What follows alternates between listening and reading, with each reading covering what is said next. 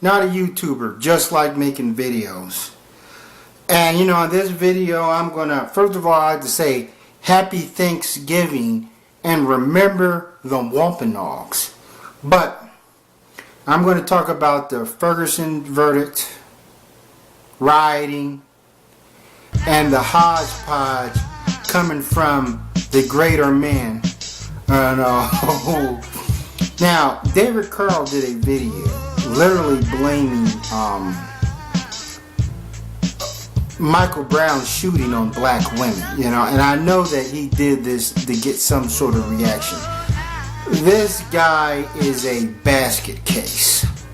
I'm convinced that David Carl is a guy who wandered off from the mental institution, wandered in front of a camera and just started speaking a bunch of gibberish. I'm like, his videos are not works and masterpieces like he claims. If I wanted to hear a masterpiece, I'll listen to Miles Davis or Thelonious Monk. No, it's just I would say hyperbolic, hyper-babble. And I wanted to do a response to that video. And I said, no, it's frivolous, maybe I'll break David Carl down another day, but this guy is no intellectual juggernaut. He's an intellectual peon. He's an opportunist, just like a lot of these guys are. As I said before, and I'm going to keep saying it, black people are the easiest people to criticize in the world. Because you'll have black people agreeing with you, and you definitely have white people agreeing with you. And then they claim black people can't accept the truth. And I always question what exactly is truth. Do you have a clear definition? And if there's one group of people that can't take truth, can't take the reality, even from their own damn history books, that's white people. Prove me wrong on that. But I'm going to go into the Ferguson thing. Black people riot and so forth. Now, and I'm tired of people making these videos. Now, first of all, before I get ahead of myself here, I'll give props to Tommy Sotomayor. He did a good video on Ferguson rioting. I give credit where credit's due. Don't mean that I like him. We know that he flip flops. But Ed Lover probably did the best video. Ed Lover from Come On Son. I'm gonna put Ed Lover's video in the description box there. The link to his video. That is a real tearjerker there. But I'm tired of these people making videos about rioting. Why riot? You're going to tear up your community and so forth and rah rah rah. And then they make that rioting is like an isolated behavior only known with black people. I'm like, we've seen the riots in San Francisco. We had the Pumpkin Fest riot. They're rioting in Europe. Europe has had a series of riots. You know what I'm saying? Rioting is pointless, but to understand the psychology of rioting, you know how humans react. We're not that far off from animals. We are animals. And people riot when they feel powerless and helpless. Now in my video, Blacks Looting and Rioting, I made this video right when the Michael Brown shooting happened, and there was black people was being a little cantankerous. I just said, I made this good analogy. I was like, sometimes when my father disciplines me, and I feel it's unfair. Like if I do something bad and my father disciplines me, I'm just, I just soak it up, because I knew I did something I wasn't supposed to do, and I got punished for it. But when I felt that I was unfair, my sister blamed me for something, or if I'm getting punished, and my little sister has done the same thing I did, and they don't punish her, I felt that I've been treated unfair, and I will literally just tear up my room. It's pointless because they'll turn around and make me clean up my room, or give me another whipping and make me clean up my room. But it's the way they let out aggression. As I said before, you don't see black people just walking around and saying, hey, you know what, it's fucked up, we went through slavery and rah rah rah, let's just go out there and riot for the hell of it. There's always a reason. You may not like the reason, and when it goes into tearing up your communities, I'm like, that. First of all, there is no black community. They don't own anything. They just live there.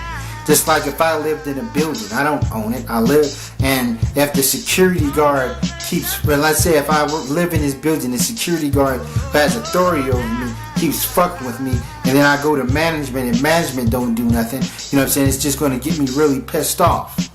You know, because when you feel you're powerless. You know, I said it before. When people don't feel they have the resources and the clout to take their enemies at the negotiation table, they take the negotiations to the street. This ain't just with black people. This is people all over, you know, and so forth. I can't. There's a psychology behind this, you know. Some people may say it's senseless, just like the Palestinians strapping up bombs and blowing up Israelis. Just like, you know, poor people grabbing guns and getting involved in guerrilla warfare that's killing numerous civilians that have nothing to do with it. You know, just like with us Americans going over Iraq or whatever and you know what I'm saying, and killing 20 civilians just to kill one enemy. You know, and it doesn't make sense. But you know what I'm saying, when you have this sort of catastrophe, you have to look at who's at top, who's at charge, who are the authoritarians, and you hold them to a higher standard. See, with black people, it's like this, you know what I mean? Just blame blacks, blame the poor, blame the downtrodden, you know, and there you have it. Now, if you had a riot inside a prison, you know what I'm saying, a penal facility, you have to realize what is the city officials going to do? You know, they can sit up there and say, well, the inmates, they're locked up for, you know, for committing crimes. But you look at the people up top. I don't know, the people in charge, the authoritarians. You say that, hey, you guys messed up here, and that's the thing with Ferguson. And this shooting is, these type of shootings are a reoccurring nightmare. And then I look at Darren Wilson's story and how, what a bunch of boondoggle. I'm like, in this, I don't know, in his deposition there, he sits there and he said, oh, well, I was scared for my life or whatever. I'm like, what a fucking coward. And I would say this about Darren Wilson. That is an ugly ass motherfucker. You know what I'm saying? We talk about black people looking like monkeys. Look at this. Look at the way this fucking dude's built. How he has all this girth here and he has these skinny arms. Dude looks like a fucking or a bonobo. Where with the bonebo? You know, with those fucking monkeys. I got the name wrong. Who cares? You know what I'm saying? Dude has no lips. Dude's face looks incomplete. His hairline looked like a seashore line. He's holding on to his strands of hair. This is a weak dude. I'm like, he is weak and pathetic. And there should be no reason why this dude should be, this dude couldn't even cut being a fucking security guard at Walmart. And and they give this guy a patrol car. I'm like, he made the police force seem weak. I'm like, damn. Now, if I was a cop, I would have said, hey, man, you would have been better off saying, man, that dude pissed me off and I killed him. You know, grow a fucking pair of balls.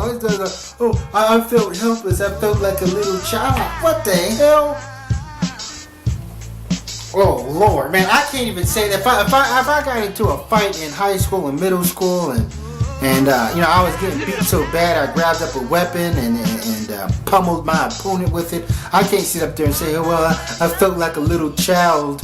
He was so big and he had the face of a demon. I'm like, for real? His story does not make sense. You want to tell me, according to him, he shot somebody in the hand. He shot him in the hand. Okay, there was some sort of close range tussle. He shot him in the hand. The dude ran off. Michael Brown ran off. And then Michael Brown turned around and bull charged him. If this was true, then Michael Brown would have had to been suffering from mad cow disease. No person does it. No person's going to get shot and then run, then turn around and charge at the person holding a gun, and when you know you're unarmed. That makes no fucking sense. at all. I'm like that is just that's sporadic behavior. You know what I mean? You if that was you can't blame it on thug culture. You gotta blame it on brainworms. But I think about as I said, human beings are animals. And I think about animals and a wolf. Take wolves for example. A wolf in the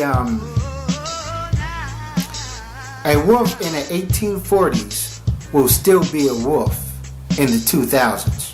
Let me repeat that, Sal. A wolf in the 1800s will still be a wolf in 2000. The thing is, the only way you can change an animal's behavior is you put it in captivity, like we were. And an animal will either become irate and bilious, uncontrollable, or he can be tamed, docile, defeated. And a lot of these bootlickers, these greater men, in my opinion, they just have a defeated mentality. You know what I'm saying? They're weak. You know what I'm saying? That's why it's hard for me to stomach their hodgepodge. But and that's the thing. Black people were people that was put in captivity, and our development was arrested. White people are the wolves. They're doing what wolves do.